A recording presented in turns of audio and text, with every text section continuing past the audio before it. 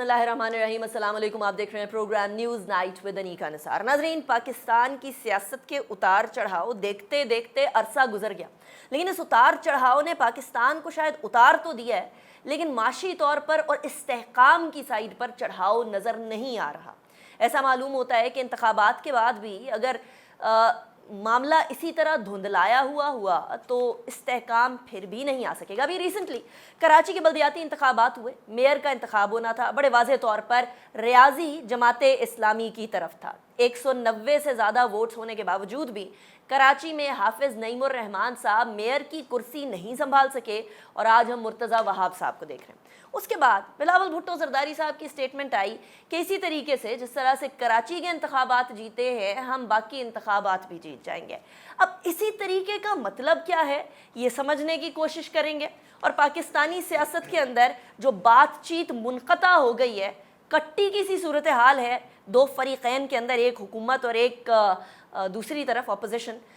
इस सिचुएशन को, इस सूरत हाल को बेहतर कैसे बनाया जाए? हमारे साथ जमाते इस्लामी के अमीर सिराजुल हक साहब मौजूद हैं। बहुत शुक्रिया सिराज साहब, आपने हमें ज्वाइन किया। It's a pleasure having. Siraj साहब, सबसे पहले कराची की बात कर लेते हैं, क्योंकि अभी सबसे रीसेंट बात ही वो है। कराची के लोग ग्रास रूट लेवल के ऊपर उस तरीके से जमहूरियत नहीं देख सके, हालांकि सूबे के अंदर उस जमात की हुक्मरानी है जो कि जमहूरियत की अलमबरदार भी और साथ ही साथ आइन बनाने वाली भी। जो कराची में हुआ और उसके बाद बिलावल भुट्टो साहब की जो स्टेटमेंट आई कि इसी तरीके से जैसे कराची में हम जीते हैं, उसी तरीके से हम बाकी वफाकी इंतखाबात भी जीत जाएंगे, स्टेटमेंट को आप कैसे देखते हैं? बिस्मिल्लाहिर्रहमानिर्रहीम। बेन, एक तो ये गलत बात है कि आप कहते हैं कि फलां पार्टी सूबे में जो बरसर इक़्तिदार है वो एक जमहूरी जमात है। अच्छा, पीपीपी जमहूरी जमात नहीं है? ये एक गलत फहमी है, इसलिए कि नस्ल दर नस्ल एक पार्टी जिसमें न कभी अंदरूनी इलेक्शन होता है, न कभी ख़ानदान से बाहर कोई फ़र्द क़ियादत के मनसब पर आते हैं, बस एक प्रॉपर्टी आप कहे तो ज़्यादा आसानी रहेगी। इसलिए जनाब जरदारी साहब ने ऐलान भी किया है कि आइंदा वज़ीर आज़म भी पीपल पार्टी का नहीं कहा, यही कहा कि बिलावल होगा, मेरा बेटा होगा। इससे आप अंदाज़ा कर सकते हैं कि जिनको आप जमहूरियत पसंद कहते हैं या जमहूरी कहते हैं, उनकी सोच क्या है। उनके सोच की जो सुई है उसी जगह पे अटकी हुई है कि अव्वल था आखिर सिर्फ़ अपनी ज़ात और अपना ख़ानदान। सियासत इसी का नाम है, जमहूरियत इसी का नाम है, अवाम इसी का नाम है, अवाम ताकत का सरचश्मा अवाम इसी का नाम है। पहले लोग दूसरों से मोहब्बत करते थे, फिर उनकी कहानियाँ बनती थी, दास्तान वजूद में आते थे, लोग सारी सारी रात बैठकर उनको सुनते थे कि लैला ने ये कहा, मजनून ने ये कहा, लैला इस तरह करती थी, मजनून इस तरह। अब यही लोग, लैला भी ख़ुद है, मजनून भी ख़ुद है और अपनी ज़ात और अपने इश्क में मुब्तला। इसलिए मैं कहना चाहता हूँ कि जो कराची में हुआ वो जमहूरियत के दामन पर एक बदनुमा दाग बन गया। अच्छा। और अफसोस ये है कि कराची का सबसे बड़ा शहर, जो मुल्क का सबसे बड़ा शहर कराची है, माशी शहरग है और तवील अरसे से मुश्किलात से दो चार है। लोगों का यही ख्याल था कि अब इलेक्शन होगा और बल्दियाती निज़ाम चलेगा, हुकूमत बनेगी, लोगों के मसाइल हल होंगे, लेकिन वो पीपल्स पार्टी ने ऐसी तीर चलाई आवाम की सीनों पर कि लोग फिर रोने लगे और सीना कुबी करने लगे कि ये हमारे साथ क्या किया। अब बिलावल साहब कहते हैं कि आइंदा भी ऐसा ही होगा, फिर इस जमहूरियत पर यकीन कौन करेगा? कौन शनाख्ती कार्ड हाथ में पकड़ कर कतार में खड़े होकर वोट देने के लिए इंतज़ार करेगा? मैं समझता हूँ कि इन्होंने कोशिश की, शऊरी कोशिश, कि लोगों का एतमाद बिल्कुल बैलेट बॉक्स पे ख़त्म करे और जमहूरियत को कराची की गलियों और कूचों में दफन करे, लेकिन ऐसा नहीं होगा। लेकिन वो 31 लोग किधर गए सिराज साहब? वो 31 लोग अब उसके बाद आपसे राब्ते में आए, उन्होंने कुछ बिहाइंड द सीन आपको बताया कि उन्होंने वोट क्यों नहीं दिया? क्योंकि ऑब्वियसली पीटीआई भी इस टाइम पे बिखरती हुई नज़र आ रही है, तो हो सकता है वो वाकई में वोट ना देना चाह रहे हो, ऐसे कोई सूरत हाल है? वो 31 वोट गायब किए गए, دبائے گئے. پہلے سے ہمیں یہ شک تو تھا، لیکن 15 تاریخ کو پھر یقین میں بدل گیا کہ ان کو جس طرح انہوں نے پریشرائز کیا. کوئی کاروباری تھا تو اس کے کاروبار کے حوالے سے ڈرایا گیا، کسی کو والدین کے ذریعے دبایا گیا، کسی کو اپنے حجروں میں لے جا کر بٹھایا گیا، اور اس طرح ہر فرد کی ایک اپنی کہانی ہے. لیکن کئی لوگوں نے پھر جماعت کے ساتھ رابطے کیے، رو رہے تھے کہ کاش ہم آزاد ہوتے اور اپنا ووٹ ڈالتے. اس لیے ہمارا ڈیمانڈ یہی ہے کہ ان تمام لوگوں کو بلایا جائے، حاضر کیا جائے. الیکشن کمیشن اس کو بلا لے، سینہ ہائی کورٹ اس کو بلا لے، اور ان سے پوچھے کہ عوام نے تو مینڈیٹ دیا تھا کہ آپ نے آگے جا کر میئر کے لیے ووٹ دینا ہے، پھر کیوں آپ نے ووٹ استعمال نہیں کیا؟ میں سمجھتا ہوں کہ ہم اتنا چاہتے ہیں کہ اس کو آزادی ہو اور آزاد ماحول میں آ کر وہ اپنی بات کر سکے. اس لیے ہم چاہتے ہیں اس الیکشن کو معطل کریں اور دوبارہ الیکشن کا انعقاد ہو جائے. I'm sorry I'm cutting you short over here، لیکن آپ نے کہا ہم چاہتے ہیں ECP بلا لے، سندھ ہائی کورٹ بلا لے. کسی کے بلانے کا انتظار کریں گے یا خود عدالت جائیں گے؟ دروازہ کھٹکھٹائیں گے؟ عدالت جا رہے ہیں، ہم تیاری کر رہے ہیں، وہ کلا کے ساتھ پوری طرح ہم نے تیاری کی ہے. احتجاج بھی کر رہے ہیں، عدالت بھی جا رہے ہیں، ہر قانونی راستے اختیار کر رہے ہیں. لیکن ہمیں افسوس یہ ہے کہ پیپل پارٹی سے یہ توقع نہیں تھی کہ سندھ پر 14 سالوں سے ان کی حکومت ہے، پھر اندرونی سندھ میں بہت سارے ادارے ان کے ساتھ ہیں. کم از کم کراچی وہ کراچی والوں کے لیے چھوڑتے اور وہاں اپنی چودراہٹ اور اپنا قبضہ اس طریقے سے نہ جماتے جس طرح انہوں نے کیا. لیکن سراج صاحب وہ لوگ تو حافظ نعیم الرحمان صاحب کو بھی کراچی والا نہیں مانتے. آپ نے مرتضیٰ وہاب صاحب کی گفتگو سنی ہوگی، تو کہتے ہیں حافظ صاحب بھی کراچی والے نہیں ہیں. نہیں، میں نے ان کی گفتگو نہیں سنی ہے، لیکن مسئلہ تو یہ ہے نا گنتی کا، کہ اگر 9 لاکھ ایک طرف ہے اور 3,25,000 دوسرے طرف ہے، تو کس طرح 9 لاکھ ہار جاتے ہیں اور 3,25,000 جیت جاتے ہیں؟ یہ ایک سوال ہے جو اب تک کوئی اس کا جواب نہیں دے سکا. ایک طرف 173 ہے اور دوسرے طرف 193 ہے. اب 173 جیت جاتے ہیں اور 193 وہ کھا جاتے ہیں لوگ. لیکن پھر بھی میں کہوں گا کہ پیپل پارٹی کم از کم یہ جو میئرشپ انہوں نے اپنے لانے کی اس طرح بھونڈی کوشش کی ہے، یہ ان کو ہضم نہیں ہوگی، یہ ہضم نہیں کر سکتے ہیں. اچھا، کوئی مسئلہ آگے کریٹ ہو جائے گا یعنی پیپلز پارٹی کے لیے. سراج صاحب ابھی بریک کی طرف جاتے ہیں، اس کے بعد ملکی سیاست کے حوالے سے بھی گفتگو کریں گے. There's a lot happening in that arena as well. See you after the break.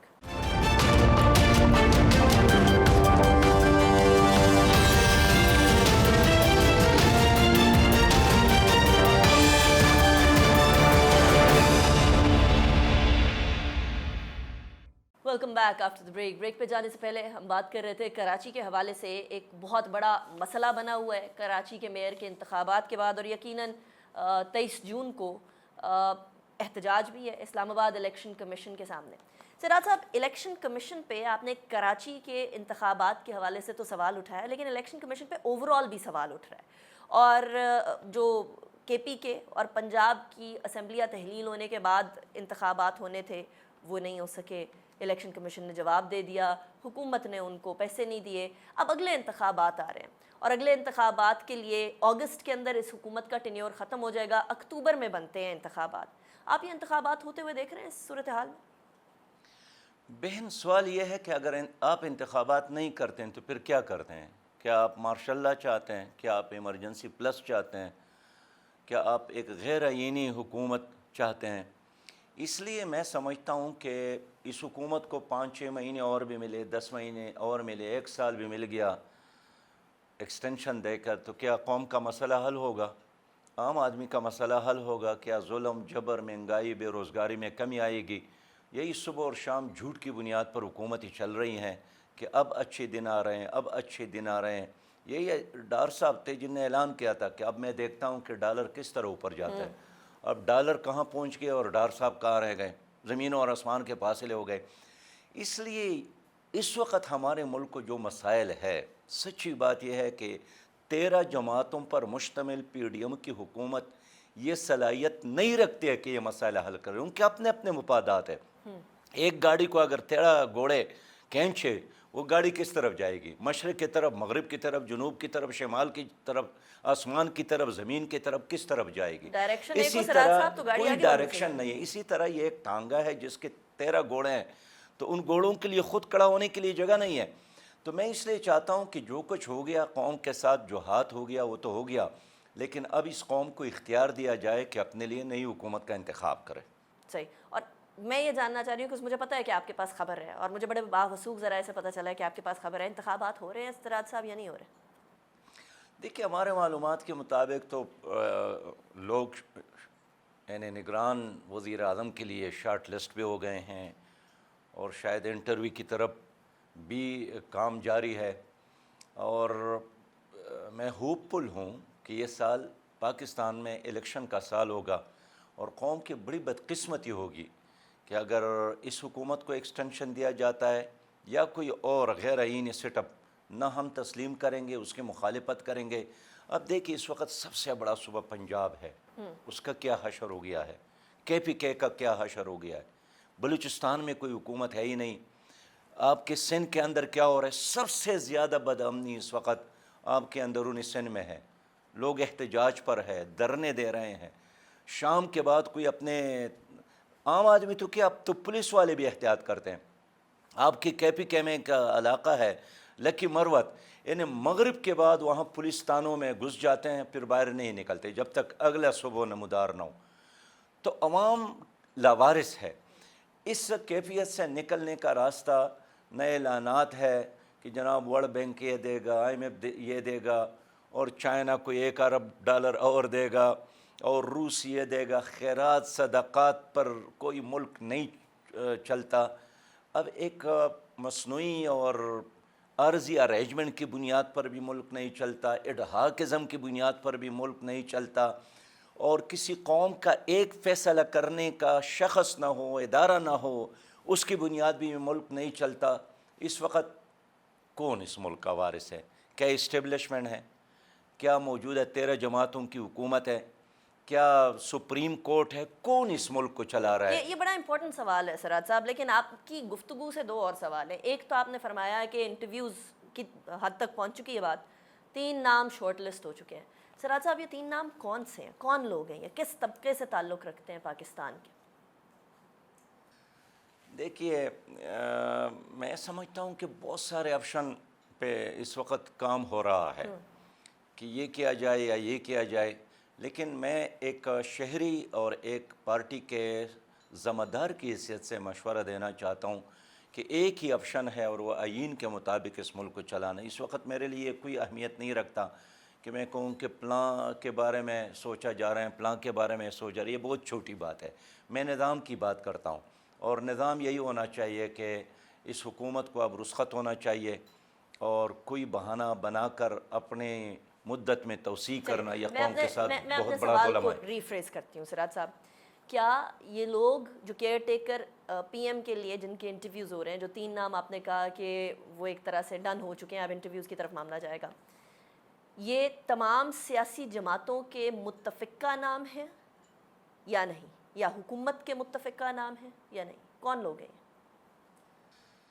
دیکھیے میں کہنا چاہتا ہوں کہ اصولی طور پر تو یہی ہے کہ تمام سیاسی جماعتوں کو اعتماد میں لیا جائے، جو کہ نہیں لیا گیا. جو کہ نہیں ہے. اور ماضی میں یہی ہوا ہے کہ نہیں ہوتا ہے. اس بار بھی اگر نہیں ہوتا ہے تو یہ ایک اور المیہ ہی ہوگا. ہمیں تاریخ سے سیکھنا چاہیے کہ یہ جو مغل بادشاہوں کا طرز فکر ہے اب اس کو ختم ہونا چاہیے. چلیے میں پھر سمجھ لوں کہ نام آپ نہیں دیں گے. نہیں، میں تو نام کبھی بھی نہیں لوں گا، اس لیے کہ یہ پریمیچور ہے. اور میں یہ تجویز دیتا ہوں اب بھی کہ نام ایسے آ جائے جس پر تمام سیاسی جماعتوں کا کم از کم اتفاق ہو. تو میں یہ سمجھ لوں سراج صاحب کہ ابھی جو 3 نام ہیں ان کے اوپر آپ کا PTI کا اور بہت ساری اور جماعتوں کا اتفاق نہیں ہوگا، اتنا تو سمجھا جا سکتا ہے نا؟ آپ کی مسکراہٹ بھی بتا رہی. بہن میں پروسیس پہ بات کرتا ہوں، میں نظام پہ بات کرتا میں ہوں. تو لوگوں پہ فرد بات میرے کر لیے رہی ہوں. کوئی اہمیت نہیں ہے. فرد داڑھی والا ہو، بغیر داڑھی والا ہو، 70 سال کا ہو، 25 سال کا ہو، یہ بالکل ایک چھوٹی سی بات ہے. مسئلہ یہی ہے کہ اپنے طریقہ کار کے اختیار کیا ہے. آپ ایک ایسے طریقے کو اختیار کریں جس پر ہم فخر کر سکیں کہ ہاں ہمارا ملک ایک جمہوری ملک ہے.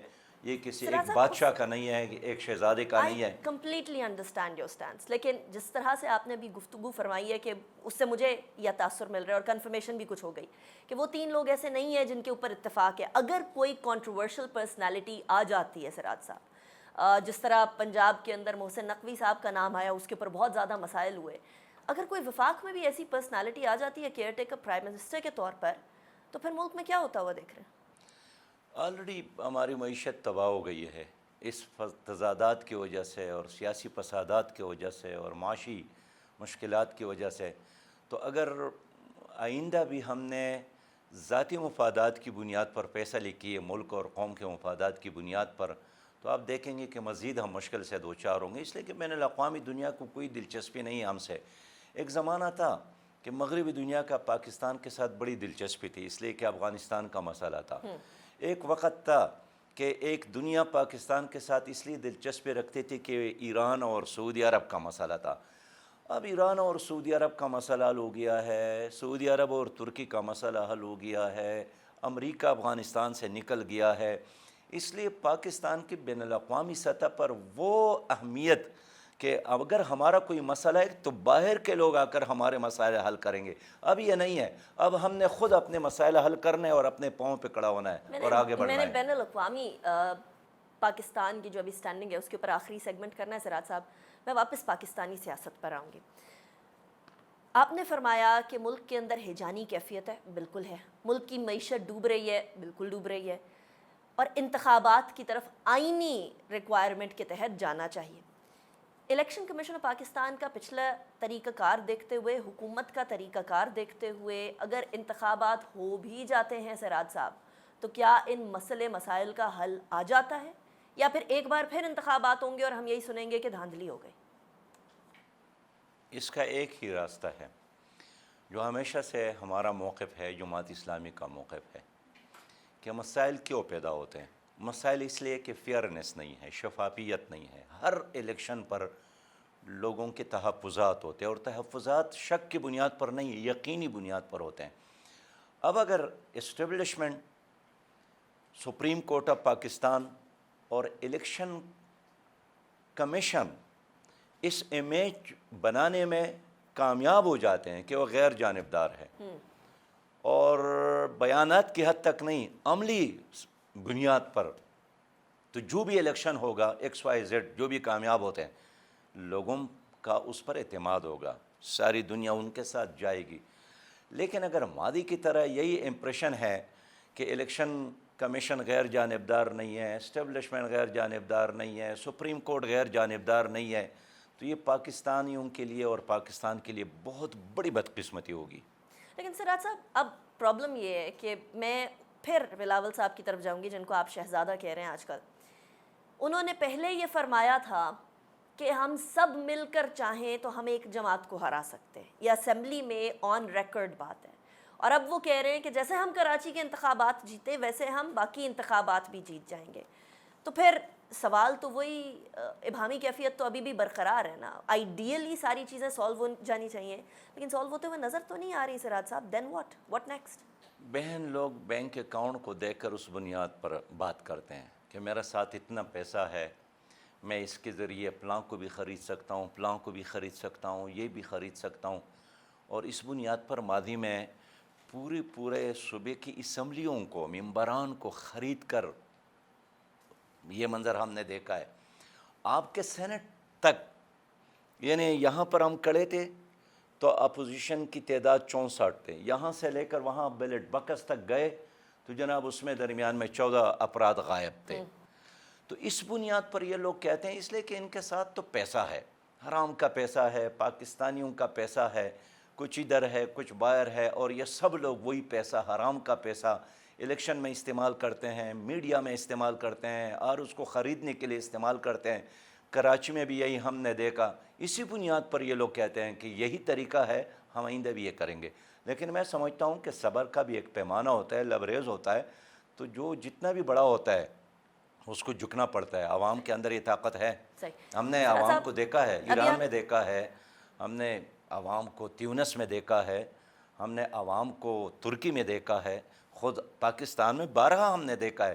عوام کا پیمانہ صبر لبریز ہوتا ہے، پھر ان کے راستے میں نہ ٹینک کھڑا ہو سکتا ہے، نہ پیسہ، نہ کوئی اور پہاڑ۔ انٹرسٹنگ۔ سراج صاحب، شاہد خاقان عباسی صاحب نے 2 سے 3 دفعہ میرے پروگرام میں کہا کہ سینٹ کے انتخابات کے اندر کروڑوں اربوں روپے ایک ایک سینیٹر پے کر کے آتا رہا، کیا آپ اس بات کی تصدیق کریں گے؟ یہ خاقان عباسی صاحب نے کہا ہے؟ بالکل، میرے پروگرام پہ کہا۔ آپ کے پروگرام میں کہا؟ بالکل، آپ بارہا گواہی دیتے ہیں تو آپ نے ٹھیک دیکھیے، ایک تو خیر آپ نے تو اس سے سنا ہے، مجھے خود ایک ممبر نے آ کر بتایا کہ جب سینٹ کا الیکشن ہو رہا تھا تو ہم نے بریف کیس بھر کر خیبر پختونخوا میں آپ کے ایک ممبر کے پاس گئے، ان سے ان کے ہاسٹل کمرے میں جا کر بات کی کہ آپ غریب ہیں، آپ کی گاڑی نہیں ہے، آپ کے بچے سکولز میں ہیں، آپ کا کوئی مستقبل کے لیے کوئی سرمایہ آپ کے ساتھ نہیں ہے، تو یہ ایک معمولی سا وہ ہے، آپ اس سے اپنا گزارا کر لیں۔ نے کہا 9 کروڑ روپیہ مجھے پیشکش کی گئی، صحیح۔ اور اگر میرا ممبر کہتے تو میں شاید یہ سمجھتا کہ اس نے مبالغے سے کام لیا، لیکن پھر وہ دوسری جماعت جو خرید کر رہے تھے وہ خود میرے پاس آئے کہ ہمیں اس دن بہت شرم آئی کہ جب ہم اس آپ کے ممبر کے کمرے سے باہر نکلے تو ہمیں یوں لگا کہ پیسہ تو ہمارے ساتھ ہے لیکن ہماری حیثیت تنکے کی طرح ہے، اور یہ لوگ جن کے ساتھ پیسہ نہیں ہے لیکن یہ کردار کے لحاظ سے پہاڑ ہے، ہمالیہ ہے۔ میرے ایک کارکن نے وہ پیسہ نہیں لیا، پھر کہتے ہیں آپ کے دوسرے ایم پی اے کے پاس گئے، اس نے بھی انکار کیا، پھر تیسرے ایم پی اے کے پاس گئے، وہاں بھی انکار کیا۔ تو جس بنیاد پر یہ سینیٹر لوگوں کو، صوبائی اسمبلی کی ممبران کو پیسہ دے کر سینیٹر بنتے ہیں، ظاہر ہے اگر اس نے 15 20 50 کروڑ روپے خرچ کیے، جب یہاں پر آتے ہیں پھر وہ اپنے آپ کو بھی شے برائے فروخت کی طرح پیش کرتے ہیں۔ پھر سراج صاحب اس سے ذرا ایک قدم آگے بڑھتے ہیں۔ آپ نے انتخابات پہ بولا کہ لوگ اس طرف جاتے ہیں جس طرف پیسہ ہو، اپنا بینک اکاؤنٹ دیکھ کر بات کرتے ہیں۔ سینٹ کے سینیٹرز کی تصدیق بھی آپ نے کر دی جو شاہد خاقان عباسی صاحب نے فرمایا۔ کیا اس انتخابات کے لیے وہ جو خزانوں کی اور صندوقوں کے منہ کھل چکے ہیں ابھی سے یا نہیں؟ بہن، یہ جو پاکستان کی اس وقت تک سیاست ہے، اب انشاءاللہ عوام بیدار ہو رہے ہیں، خاص کر ہماری جو نئی نسل ہے وہ اس گندہ کھیل میں شامل نہیں ہے کہ 500 روپے لے کر اپنا ووٹ ڈالتے ہیں، 1000 روپیہ کا نوٹ لے کر اپنا ووٹ، یہ ایک زمانہ تھا، اب لوگ بیدار ہو گئے۔ لیکن اس میں کوئی شک نہیں ہے کہ پیسے کی بنیاد پر لوگ الیکشن کو خریدتے ہیں، میڈیا کو خریدتے ہیں اور عملے کو خریدتے ہیں، اور پیسہ تو اب تک چلتا ہے، لیکن ہم شعور عام کر رہے ہیں، ہم غیرت اور ہمت دلا رہے ہیں کہ آئندہ الیکشن شفاف ہو، اور کم از کم جو آدمی پیسے کی بنیاد پر سینیٹر، ایم این اے، ایم پی اے بنتا ہے، ان کی سیاست کو، ان کی پوری طرح گلی اور کوچوں میں اس کو دفنا دے۔ ایسا ہوتے ہوئے قریب دیکھ رہے ہیں سراج الحق صاحب، یا ہنوز دلی دور است؟ میں بالکل یہ بات کہہ رہا ہوں کہ اب جو خاص کر جو سوشل میڈیا ہے نا جی، اس نے اسکول کے بچے کو بھی ایک پالیٹیشین بنایا، اور اب لوگ افراد کی بجائے مسائل کے حل کی بنیاد پر بات کرتے ہیں۔ اب یہ سارے لوگ جنہوں نے ماضی میں یا اب حکومت کی ہے، یہ میدان میں جائیں گے، لوگ ان سے کارکردگی کا پوچھیں گے کہ کیا آپ نے پاکستانیوں کو صاف پانی پلایا، کیا آپ نے پاکستانیوں کے لیے روزگار کا انتظام کیا، کیا آپ نے غیر آباد زمینوں کو آباد کیا، کیا آپ کے ہوتے ہوئے ہماری زراعت نے کوئی ترقی کی، کیا آپ کے ہوتے ہوئے ہمارے عدالتوں میں انصاف کا نظام قائم ہوا، کیا آپ کے ہاتھے ہوئے جو اسکول کے بچے اسکول سے باہر تھے ان کے ہاتھوں میں قلم اور کتاب تمایا۔ اس سوال کا جواب ان لوگوں نے دینا ہے کہ کیوں اب تک 3.25 کروڑ بچے تعلیمی اداروں سے باہر ہیں، کیوں 7 کروڑ نوجوان ہمارے بے روزگار ہیں، کیوں پی کا سمدنی اگر ہمارے $1500 ہے سالانہ تو بنگلہ دیش کا 2556 ہے۔ یہ سارے سوالات ہیں ان لوگوں کو دینے ہیں، اور ظاہر یہ نہیں دے سکتے ہیں، اس لیے قوم ایک آپشن کی تلاش میں ہے، اور میں کہتا ہوں کہ وہ آپشن متبادل صرف اور صرف اب جماعت اسلامی ہے۔ Very interesting. سراج صاحب اسی پوائنٹ پہ بریک کی طرف جاتے ہیں، بریک کے بعد بات کریں گے کچھ پاکستان کے اندرونی معاملات سے ہٹ کے بیرونی معاملات کی طرف بھی جائیں گے۔ سی you after the break.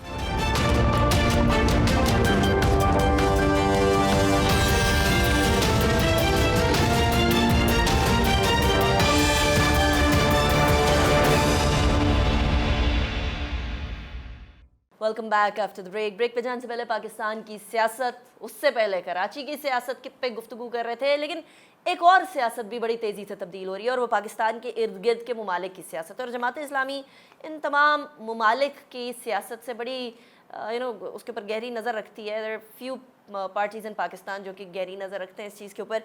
Siraj साहब, ईरान और सऊदीया की दोस्ती हो गई, ईरान अब बहुत सारी जगहों पर ट्रेड कर सकेगा, चीन माशी तौर पर आगे बढ़ रहा है, रूस माशी तौर पर आगे बढ़ रहा है और दोनों बहुत तगड़े हैं, इंडिया बहुत बढ़ रहा है, बांग्लादेश बहुत बढ़ रहा है, इसी खित्ते में पाकिस्तान है। पाकिस्तान इस पूरे रीजन की प्रोग्रेस से फ़ायदा क्यों नहीं उठा सक रहा? इसलिए कि यहाँ जो क़ियादत है उनके अपने मफादात हैं, उनके अपनी प्रॉपर्टीज़ हैं, उनके अपने शुगर मिल्स हैं। तो या कौम तरक्की करेगी या ये क़ियादत तरक्की करेगी। एक आदमी आया, ख़ातून थी, वो उमर बिन अब्दुल अज़ीज़ के घर में, और उनसे कहा कि आपके घर में तो बड़ी गुर्बत है और आप तो इतने बड़ी दुनिया का अमीरुल मोमिनीन है, खलीफा है। उनने कहा कि अगर हमारे घर में गुर्बत ना होती तो फिर मेरी हुकूमत में शामिल लोग गरीब होते। मेरे घर में गुर्बत है इसलिए बाहर खुशहाली है, तो आपकी हुक्मरान खुशहाल है इसलिए पाकिस्तान का अवाम बदहाल है। आप तो चाइना की बात करते बहन, मैं कहता हूँ गुज़श्ता दिनों यहाँ अफ़गान वज़ीर ख़ारिजा आए थे, उसने कहा कि हमारे ऊपर कोई कर्ज़ नहीं है। उसने कहा आपकी करेंसी से हमारी करेंसी 3 गुना बेहतर है। तो भूटान ने, श्रीलंका ने, नेपाल ने, छोटे छोटे ममालिक ने भी पाकिस्तान से मईशत में आगे बढ़कर तरक्की की है। पाकिस्तान का बुनियादी मसला न वसाइल की कमी है, न सलाहियत की कमी है। हमारे नौजवान, हमारा मज़दूर, हमारा सनतकार, हमारा हर डॉक्टर, सारी दुनिया में लोग उस पर एतमाद। हमारा आदमी बाहर जाता है बरतानिया में, वहाँ के डॉक्टर कहते हैं कि आपके पेशावर में, लाहौर में, कराची में फलां और फलां और फलां डॉक्टर मौजूद है, अब इधर क्यों आए हैं? उसके बावजूद भी यहाँ गुर्बत नाच रही है इन हुक्मरानों की वजह से। अगर आप चाहते हैं कि आप चाइना की तरह तरक्की करें, ईरान की तरह तरक्की करें, मलेशिया की तरह तरक्की करें, तो आपको ऑप्शन बदलना होगा। ये जो इस वक्त मौजूद है, इनके होते हुए 100 साल और भी गुजर जाए, आप तरक्की नहीं कर सकते। सिराज साहब, आपने कहा कि आप यानी जमात इस्लामी एक ऑप्शन, वाहिद ऑप्शन रह गई है, नहीं तो बाकी उन्हें निफाक डाल दिया, करप्शन कर दी। अगर हज़रत उमर बिन ख़त्ताब से ये बात पूछी जा सकती है तो मैं एक पर्सनल सवाल करूँगी आपसे। आप जब से अमीर जमात इस्लामी बने, उससे पहले से लेकर अब तक आपके असासों में क्या कमी और क्या ज़्यादती हुई? वैसे इस फाइनेंशियल ईयर जो है, इसके अख्ताम तक मेरे जो असासे थे उसमें आपने फौरी पूछा तो शायद 2,50,000 और 3 लाख के दरमियान थे, लेकिन अब उसमें ख़ासी कमी आई है। इसलिए कि उस वक़्त जो सेनेट में मुझे तनख्वाह मिलती थी उसमें मैं कुछ जमात पे ख़र्च करता था और कुछ अपने स्टाफ के ज़रूरियात पे ख़र्च करता था और कुछ अपने ज़रूरियात पे ख़र्च करता था। अब उसमें कमी आई है, लेकिन मैं ज़रूरी नहीं समझता हूँ कि इतने बड़े फोरम पर बैठकर यानी अपने ऊपर पर्दा डालना बहुत अच्छी बात है। लेकिन मैं समझता हूँ कि न सिर्फ मेरे जो लोग वज़रा रहे हैं, मेरे जो सेनेटर रहे हैं, मेरे जो MNAs रहे हैं, उनकी प्रॉपर्टीज़ में इजाफा नहीं होता है। इन्हें ज़िम्मेदारियों से फरागत के बाद या जाकर कहीं मज़दूरी करने पर मजबूर होते, इसलिए कि हमारे लिए रोल मॉडल नबी मेहरबान सल्लल्लाहु अलैहि वसल्लम की ज़ात है। काश हम उसके कदम पर चले। इसलिए हमारा कुल असासा वही है कि अगर वालिद साहब ने हमारे लिए छोड़ा है तो वह असासा भी अब 3-4 भाइयों में और बहनों में तकसीम हुआ है। तो हम सिर्फ इतना गुजारा करते हैं जितना एक ज़िंदा इंसान की ज़रूरत होती है। सर ऐसा, वैसे मैं बहुत सारे लीडर्स से ये सवाल of the record, on the record करती हूँ, मुझे कोई ख़ास जवाब अब तक नहीं मिला। आपने मुझे इसका जवाब दिया, I really appreciate that. Jamaat Islami एक जमात की हैसियत से और इनकी जो सब्सिडरीज़, आपकी अपनी जमात की सब्सिडरीज़ जो कि लोगों की मदद कर रही हैं, जिसके अंदर अलखदमत भी है, بہت کام کرتی ہوئی نظر آتی ہیں سراج صاحب، لیکن الیکٹورل پالیٹکس میں بہت کوئی آگے نظر نہیں آتی ہے. کیا وجہ ہے اور کیا اسٹریٹجی بنائیں گے اس کو تبدیل کرنے کے لیے؟ بہن صحیح بات یہ ہے کہ جس دن اس ملک میں حقیقی جمہوریت قائم ہو گئی وہی دن جماعت اسلامی کی ترقی کا، عروج کا اور حکومت میں آنے کا دن ہوگا. اس ملک میں جمہوریت ایک دن کے لیے قائم نہیں ہوئی ہے. یہ تو ایک مینجمنٹ ہے جو پہلے سے صوبے تقسیم ہوتے ہیں، یہ طے کیا جاتا ہے کہ کس حلقے میں کس کو ہم نے کامیاب کرنا ہے. یہ جو 2018 کا الیکشن تھا پہلے سے ہمیں پتہ تھا، لوگوں نے کہا بھی تھا کہ اس الیکشن مہم پہ زیادہ خرچ نہیں کرنا چاہیے اس لیے کہ ہم نے آپ کو، تو اس لیے اگر جمہوریت کو آپ آزادی دے، آپ یوں سمجھے کہ آپ نے جماعت اسلامی کی حکومت کے لیے راستہ ہموار کر دے. اس لیے تو ہر مجلس میں یہ بات کرتا ہوں کہ آزادی ہونی چاہیے ہمارے پولنگ اسٹیشن کو، ہمارے پولنگ بوتھ کو. باقی اگر آپ کو یاد ہے یہاں کالج یونیورسٹیوں میں الیکشن ہوتا تھا، یونینز کے الیکشن، یہی لڑکے اور لڑکیاں یونیورسٹیوں میں جماعت اسلامی کو، اسلامی جمعیت طلبہ پر اعتماد کرتے تھے. کراچی یونیورسٹی میں، لاہور یونیورسٹی میں، ہمارے کالج میں، خود اپنے کالج کا منتخب صدر تھا. میں اس لیے کہنا چاہتا ہوں کہ جب یہاں جمہوریت ہوگی جماعت اسلامی آگے آئے گی. اس وقت الیکشن یرغمال ہے، اس وقت جمہوریت یرغمال ہے، اور میں کہتا ہوں کہ اس ملک میں صرف مسلح دہشت گردی نہیں ہے بلکہ سیاسی اور معاشی دہشت گردی ہے، اور عوام جب تک ان دہشت گردوں کے خلاف نہ اٹھے اس وقت حقیقی خوشحالی نہیں آ سکتی. رائٹ سراج الحق صاحب، ویسے جمعیت کے رول کے اوپر انشاءاللہ اگلے پروگرام میں بات ضرور کریں گے. بہت سارے لوگوں کو شکایت ہے، سوشل میڈیا کے اوپر بھی وہ شکایتیں کرتے ہیں، آپ کو کچھ معلوم بھی ہوں گی، کچھ ہم آپ کے سامنے بھی رکھیں گے، but we'll leave that for another show. بہت شکریہ سراج الحق صاحب، آپ نے جوائن کیا. It was a pleasure having you in the show once again. ناظرین، اسی کے ساتھ انیکا نثار کو اجازت دیجیے، اپنا بہت خیال رکھیے گا. اللہ حافظ. ناصر.